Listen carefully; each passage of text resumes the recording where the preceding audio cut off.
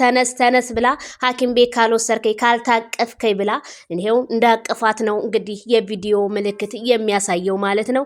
እንዴ አብርሃም ታደሰ ግን ተመርቆ ነው እንዴ እናት አባቱ እንዲታቀፍ እንዲያዝል እንዴ ወገቡን ካሁኑ ቆርጣችሁት። አብርሽ እኮ ወደፊት ብዙ ነገር ይጠብቀዋል። ጽጌ ግንና ዳኒ ተረገማችሁ ናችሁ እንዴ።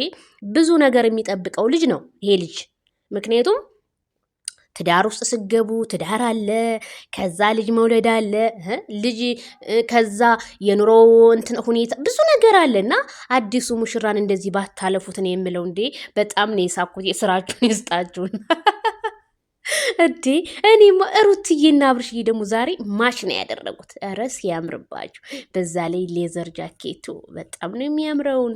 ኧረ በጣም እንደዚህ ጥፍት ብላችሁ እንደዚህ የሚያደነግጥ ቪዲዮ ይዛችሁ ስትመጡ ደግሞ ደስ ይላል። እኔ ሮያል ፋሚሊ በጣም ማለት አንድ ቤት ነው የሚሰሩትና ፊት ራሱ በሌሊት እየተነሱ ጽጌና ዳኒ ፕራንክ ይደራረጉ ነበርና አዎ ይሄ ነገር ከዱባይ እንደተመለሳችሁ የገቢ ምንጮቻቸው አንዳንድ ዩቲዩበሮች ስለቀነሰ የገቢ ምንጮቻቸው ከፍ እንዲል አሁንም ይሄ ድራማ ቢቀጥል ብዬ እመኛለሁኝ ማለት ነው። ምክንያቱም ትዳርን በማይነካ መልኩ ሆኖ ይሄ ድራማ የተለያየ ድራማዎችን ብሰሩ በኢትዮጵያ ውስጥ ያዋጣችኋል ብዬ ነው የማስበው እና ከዱባይ ሰርግ በኋላ ምን እንደሚፈጠር እስኪ አብረን እናያለን ማለት ነው።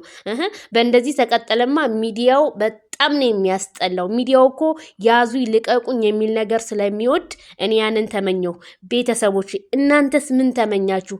በዚህ አጋጣሚ ኢዲን ልትባርኩልኝ የተለያዩ ነገሮችን እኔ ጋር ለምትደውሉ ልጆች እኔን አታገኙኝም።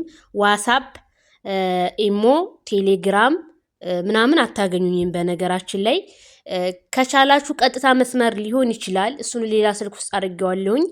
ስልኬ እንደ አጋጣሚ እንግዲህ ተቃጥሏል ማለት ነው።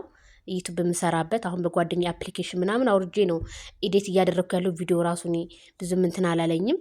ያው እስከማሰራ ጠብቁኝ ማለት ነው ቤተሰብዬ። ያው ኢር ስለሆነ ሱቅ ሁሉ ዝግ ነው እላችኋለሁ። በዚህ አጋጣሚ ሁላችሁንም ወዳችኋለሁ፣ አከብራችኋለሁ። በሌላ ቪዲዮ እንገናኝ። ሼር፣ ላይክ፣ ሰብስክራይብ በማድረግ ቤተሰብ